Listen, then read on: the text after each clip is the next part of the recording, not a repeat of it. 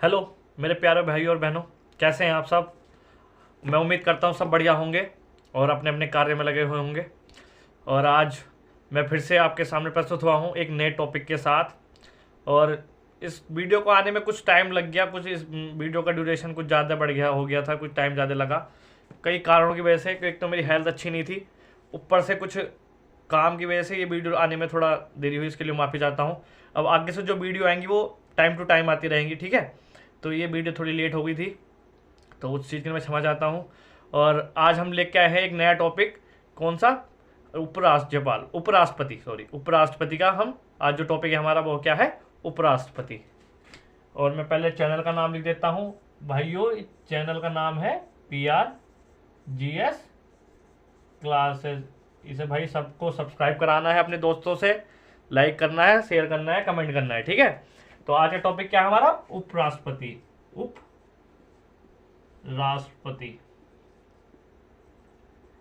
काफी अच्छा टॉपिक है ये, और इससे भी कई बार सवाल आ जाते हैं, और इसके बारे में जनरल नॉलेज भी होना हमारे लिए ज़रूरी है।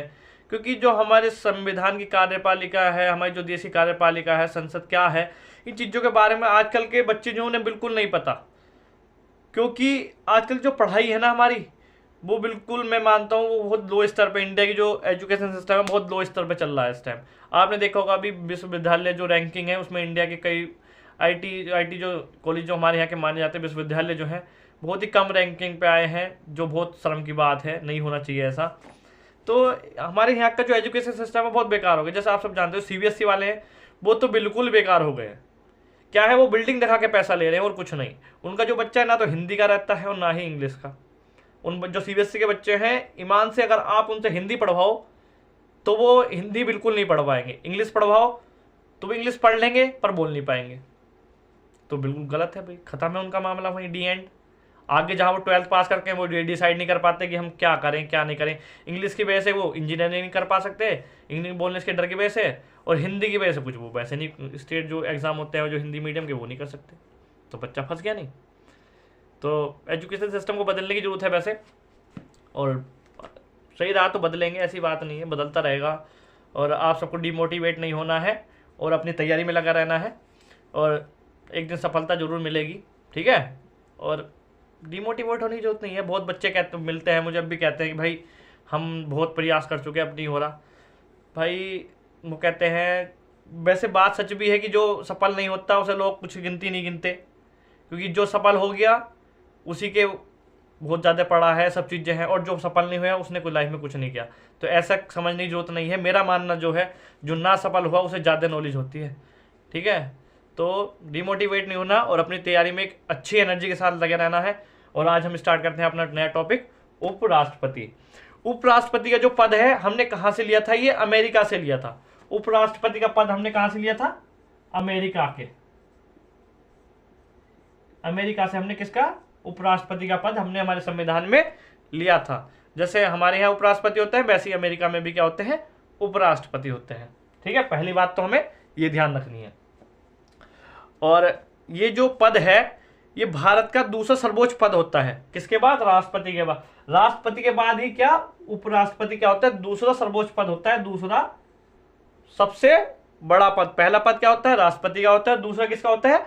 उपराष्ट्रपति का होता है, ठीक है।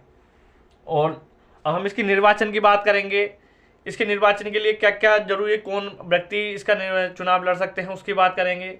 इसकी क्या शक्ति है वो देखेंगे हम, और इसकी जो कुछ आपातकाल और जो इसके कार्य हैं उसके बारे में चर्चा करेंगे। तो बहुत छोटा सा टॉपिक है वैसे, और आई होप आपको सबको समझ में आएगा, मैं अच्छे से पढ़ा पाऊंगा इसको टॉपिक को। तो देखिए, ठीक है। अब हम पढ़ते हैं इसके निर्वाचन के बारे में।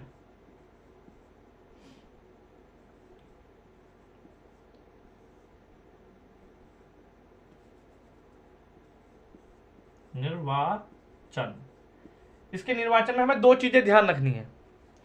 जैसे कि हमने देखा था कि राष्ट्रपति के जो निर्वाचन होता है, पहले तो हम बता देते हैं किस तरीके से इसका निर्वाचन होता है, उसी पद्धति के अनुसार होता है जिसके राष्ट्रपति का जो हमारे राष्ट्रपति का निर्वाचन जिस पद्धति के अनुसार होता है उसी पद्धति के अनुसार इसका भी होता है। कौन सी पद्धति थी वो थी अनुपातिक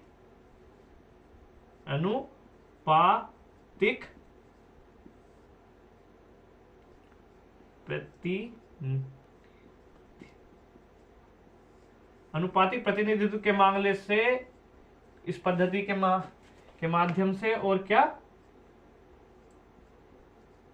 एकल संक्रमण मत और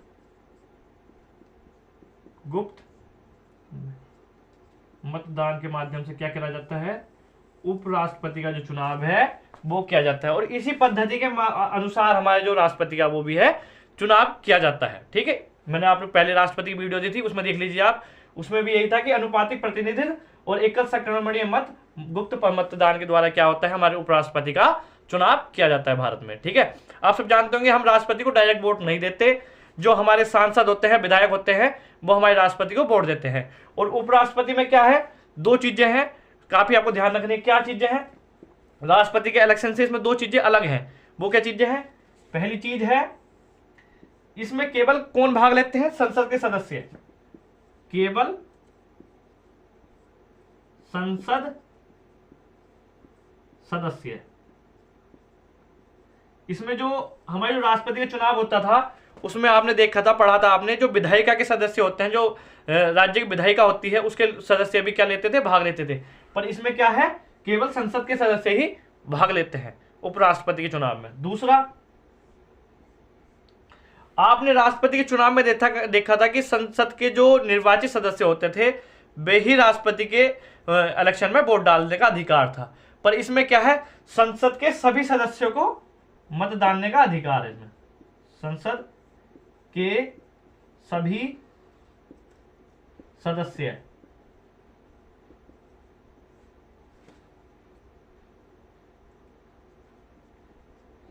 चुनाव में भाग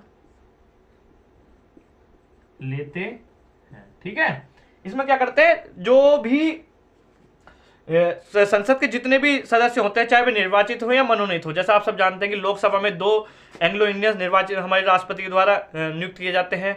ऐसी 12 सदस्य कला संस्कृति, ऐसी विभिन्न विभिन्न क्षेत्रों से 12 सदस्य मनोनीत किए जाते हैं राष्ट्रपति के द्वारा। तो वे भी हमारे उपराष्ट्रपति का चुनाव होता है उसमें मतदान करते हैं। ठीक है, पर राष्ट्रपति के चुनाव में वे मतदान नहीं करते। ये मोस्ट इंपोर्टेंट पॉइंट है, इसको आप ध्यान रखना। ये कई बार इसी पे हमारे जो एग्जाम है उसमें सवाल पूछ लिया जाता है कि ठीक है, कि कौन कौन से सदस्य उसमें चुनाव में क्या करते हैं, भाग लेते हैं। ठीक है, तो ये 2 चीजें थी निर्वाचन की, आप ये चीजें ध्यान रखना। ठीक है, अब हम अगला देखते हैं। 1 मिनट में से रफ कर देता हूं।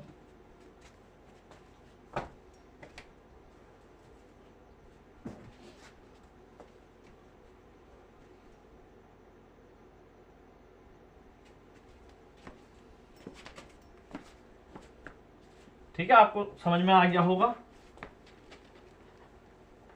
और भाइयों, किसी को लबेरिया उबेरिया तो ना हो रही, लबेरिया से बच के रहना है अगर सक्सेस होना है। और लबेरिया हो गया ना तो कुछ नहीं कर पाओगे। ये तो बात की चीजें हैं कि अगर जॉब लग गई तो ठीक है, नहीं लगी तो लबेरिया बेटा रखा रह जाएगा। घर वाले कहेंगे बेटा क्या कर रहे थे उस टाइम पे, आप अपनी किस्मत को रोगे। लबेरिया के चक्कर में नहीं पड़ना है, ध्यान रखना है, साइड हो जाना है, कह देना बहन जी सलाम। ठीक है, तो देखते हैं आगे। आगे क्या देखेंगे इसमें, अब हम देखें इनकी क्या क्या जरूरी है। एक व्यक्ति उपराज्यपाल का जो चुनाव है वो, उसके लिए क्या क्या अहर्ताएं हैं, क्या क्या शर्तें हैं, क्या क्या वो हैं, वो चीजें हम इसमें देखेंगे। क्या अहर्ताएं, क्या क्या अहर्ताएं हैं। ठीक है, 4 पॉइंट है, वो आपको ध्यान रखने हैं। पहला क्या, भारत का नागरिक होना चाहिए, भारत का नागरिक। ठीक है, दूसरी चीज, उसे उपराष्ट्रपति का चुनाव लड़ने के लिए क्या करना चाहिए, 35 वर्ष का व्यक्ति होना चाहिए। क्योंकि आप सब जानते हैं, नहीं भी जानते मैं तो बता देता हूं, कई बार मेरे मुंह से निकल जाता है कि जानते हैं। अगर आप जानते तो लेक्चर लेते ही क्यों, है ना। तो ऐसा नहीं है, कुछ लोग जानते भी होंगे कि क्या है कि जो 18 से 20 या 25 वर्ष की उम्र के व्यक्ति जो होते हैं, लड़के होते हैं, कह सकते हैं लड़के ही माने जाते हैं इस उम्र के, इनका खून गर्म होता है। इनके जो डिसीजन होते हैं वो बहुत फास्ट होते हैं। जिस उम्र में मैं हूँ, आप हैं, या हो सकता है कोई मेरी और भी वीडियो देख रहा हो जिसकी एज 30 से ऊपर हो, तो वो भी जानते होंगे कि इस उम्र में जिस उम्र में हम हैं 30-35 मतलब 25, 20, 21, 18 के बीच में, क्या ये डिसीजन बहुत फास्ट लेते हैं और इनके डिसीजन बहुत कह सकते हैं कि क्विक होने के कारण कई बार गलत भी होने का चांस होता है। तो ये जो पद है उपराष्ट्रपति और राष्ट्रपति, ये काफ़ी इंपॉर्टेंट पॉइंट, इनके डिसीजन बहुत महत्व करते हैं देश में। अगर ये डिसीजन गलत ले लें तो इनका प्रभाव पूरे जनता पे होता है। तो इसलिए ज़्यादा डिसीजन तीव्र ना होने के कारण, एक शांत दिमाग होने के कारण क्या करा था, इसकी एज 35 वर्ष मिनिमम रखी गई थी। क्या होना चाहिए, व्यक्ति को 35 वर्ष आयु। क्या है, स्टैम्प सारी चीजें खत्म हो जाती हैं व्यक्ति के अंदर अधिकतर, जैसे लवेरिया, ठीक है।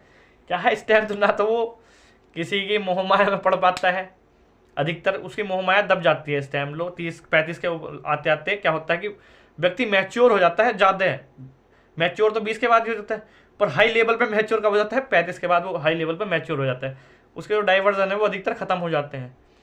कहीं ऐसा ना हो कि किसी के चक्कर में आके लवेरिया के डिसीजन ही कुछ और ले लो, तुम्हें राष्ट्रपति बना दिया जावे, और किसी लवेरिया के चक्कर में उसने कह दिया कि भाई उड़वा दो पाकिस्तान को, बिना तुमने सोचे समझे पूरे पाकिस्तान को उड़वा दिया, या किसी भी देश पर अटैक करा दिया। तो ऐसा ना होने के कारण क्या करा गया, इसकी एज जो है 35 साल रखी गई है, ठीक है।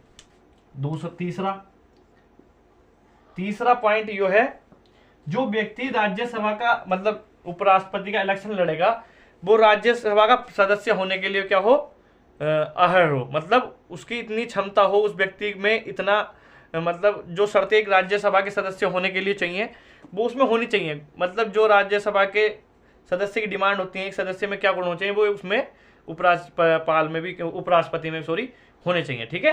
राज्यसभा का सदस्य होने के लिए वो क्या हो, जी सभा का सदस्य होने योग्य हो, क्या हो, योग्य हो, उसकी योग्यता इतनी हो कि वो एक राज्यसभा का सदस्य चुना जा सके। जैसे राष्ट्रपति का क्या था, लोकसभा का सदस्य होने के योग्य हो, ठीक है। ऐसी क्या है, इसका राज्यसभा के योग्य हो। चौथा पॉइंट देखते हैं हम। चौथा पॉइंट क्या है हमारा, फोर्थ पॉइंट क्या है, वो किसी लाभ के पद पे ना हो, लाभ के पद पर ना हो, ठीक है। क्या ना हो, लाभ के पद पे ना हो किसी भी, जैसे सरकारी नौकरी में ना हो, किसी सार्वजनिक कोई चीज है, किसी सार्वजनिक कह सकते हैं सार्वजनिक कार्य से उसे लाभ ना प्राप्त हो रहा हो। तो ऐसी चीजें सरकार से मतलब डायरेक्टली क्या है, सरकारी पैसा उस पर पास ना जा रहा हो, ठीक है। पर इसमें भी एक अपवाद है, क्या है, जो मंत्री होते हैं या हमारे राज्यपाल होते हैं, उनकी गिनती इसमें नहीं की जाती, ठीक है। वे लड़ सकते हैं इलेक्शन, पर उन्हें क्या करना पड़ेगा, जब इलेक्शन का नॉमिनेशन पत्र भरेंगे, जो आप सब जानते होंगे जब इलेक्शन से पहले क्या करना पड़ता है, नॉमिनेशन फाइल करना पड़ता है, तो उस टाइम पे क्या करना पड़ेगा, उन्हें अपने पद से इस्तीफा देना होगा, ठीक है। और एक फिफ्थ पॉइंट और है जो काफी इंपॉर्टेंट भी कह सकते हैं, इसे लिख लेना, 20 अनुमोदक और 20 प्रस्तावक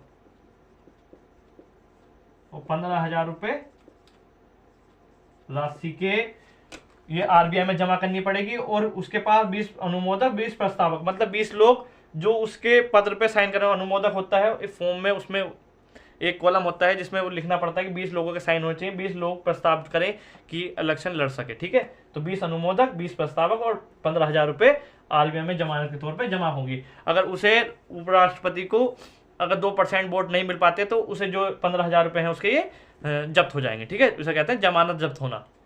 तो ये इसकी एक शर्तें थी, ठीक है। अब हम इसके कार्य के बारे में देखेंगे।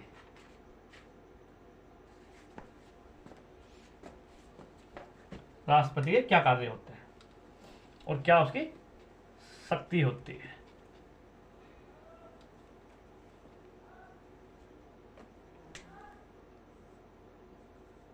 कार्य और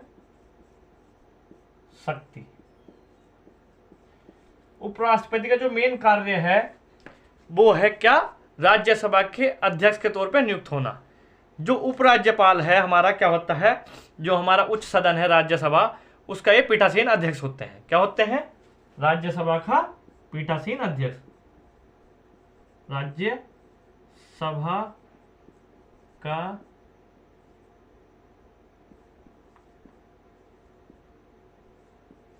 पीठासीन अध्यक्ष होते हैं। ठीक है, राज्यसभा का। ठीक है, एक तो इसका काम ये होता है। दूसरा काम क्या होता है कि जो हमारे राष्ट्रपति होते हैं, अगर वो किसी कार्य से बाहर गए हैं, ठीक है, या उनकी मृत्यु हो गई है बीच अपने कार्यकाल के बीच में, या भी अपना इस्तीफा दे देते हैं उपराज्यपाल को, तो उस टाइम पे क्या करेगा राज्यपाल? एक राष्ट्रपति के तौर पे पद को संभाल लेगा जब तक नए इलेक्शन ना हो जाए और पद को ना भर दिया जाए।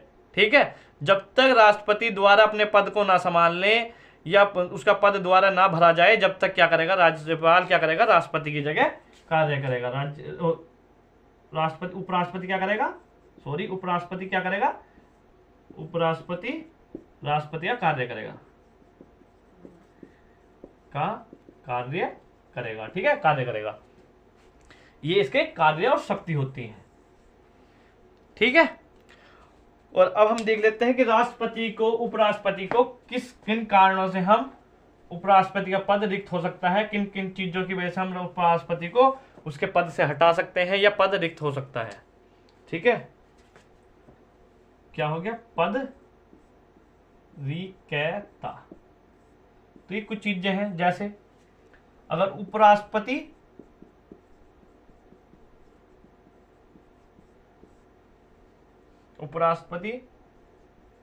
अपना, एक मिनट रुक जा, मैं एक डाल लेता हूं।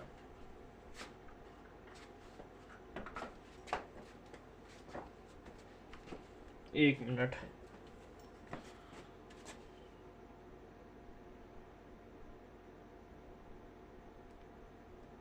अरे यार,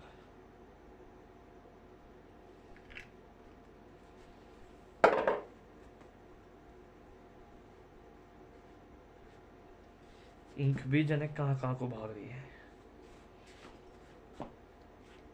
ठीक है, अपना पद, क्या उपराष्ट्रपति अपना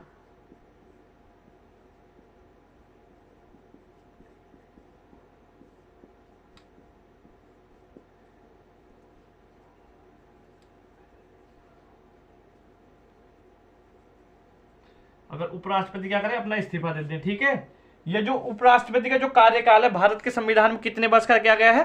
5 साल का। 5 वर्ष का उनका क्या हो जाए?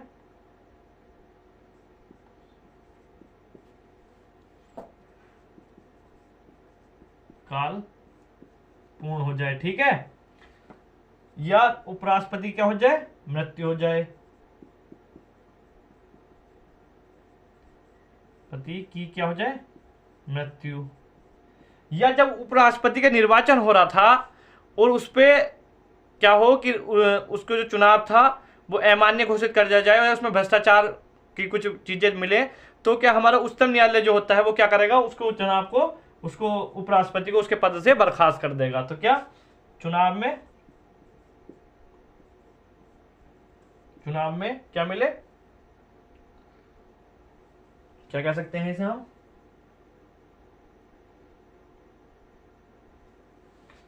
चुनाव में हमें क्या हो जाए?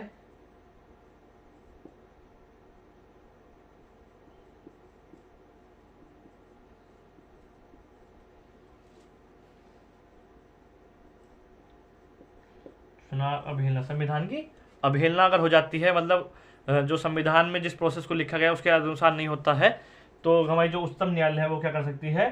चुनाव को बर्खास्त करती है, उपराष्ट्रपति को उसके पद से हटा सकती है। ठीक है, तो ये सब चीजें थी।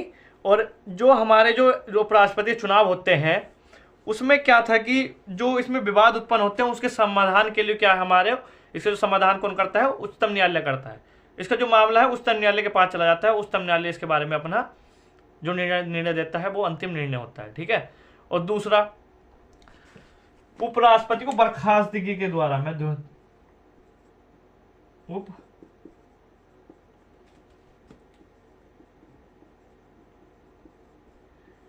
को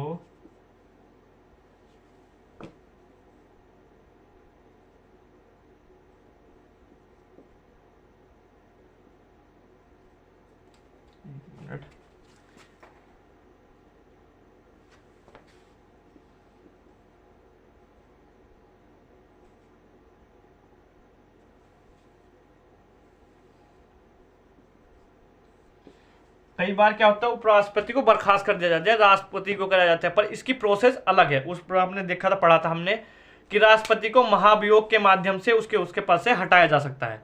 ऐसे ही उपराष्ट्रपति को भी उसके पद से हटाया जा सकता है, पर इसके लिए कोई महाभियोग की जरूरत नहीं है। इसमें क्या करना होता है, सिर्फ जो हमारे राज्यसभा होती है वो प्रस्ताव ले आती है और विशेष बहुमत के माध्यम से उस प्रस्ताव को पारित कर दिया जाता है, ठीक है। तो उपराष्ट्रपति को उसके पद से हटा दिया जाता है। इसमें महाभियोग की जरूरत नहीं होती, साधारण प्रक्रिया है। एक क्या करे राज्यसभा, क्या करे, एक प्रस्ताव लिया है, उसे बहुमत से पास करा दे, तो क्या हमारे उपराष्ट्रपति अपने पद से हट जाते हैं। तो ये हमारे उपराष्ट्रपति के बारे में कुछ बातें थी जो हमारे एग्जाम में आने के लिए काफ़ी इंपॉर्टेंट थी। तो आई होप आपको समझ में आई होंगी, और हम मिलते हैं नेक्स्ट टॉपिक के साथ और बढ़िया एनर्जी के साथ, और अगला टॉपिक जो भी होगा हम नेक्स्ट वीडियो में देखेंगे। और मैं इस पूरी पॉलिटी को आपके लिए कंप्लीट करके दूंगा, चाहे वो IAS के लिए हो या PCS के लिए हो, चाहे स्टेट के एग्जाम के लिए हो। और मैं दोबारा भी इसे रिन्यू करूंगा, एक बार इसको सीरीज को दोबारा ही बनाऊंगा, क्योंकि मेरा पहला स्टार्टिंग था, ठीक है, आप सब जानते हैं। तो कुछ चीज़ें ऐसी हैं मैं जो इसमें नहीं सुधार पाया, तो मैं चाहूँगा कि वो अगली वीडियो में मैं सुधार पाऊँ, ठीक है। मैं वीडियो क्वालिटी भी सुधारने की कोशिश करूँगा, अपने बोलने का तरीके में भी थोड़ा इंप्रूव करने की कोशिश करूँगा, और जो हमारा जो काफ़ी कई दिक्कतें हैं अभी, तो उन चीज़ों को मैं इंप्रूव करेंगे। तो आप सबको मेरे साथ जुड़े रहना है, चैनल को सब्सक्राइब करना है, ठीक है। और आप सब जुड़ोगे भाइयों जब ये कुछ इंप्रूव होगा। तो लगे रहो इसी मोटिवेशन के साथ, लबेरिया से बच के रहो। जय हिंद, जय भारत।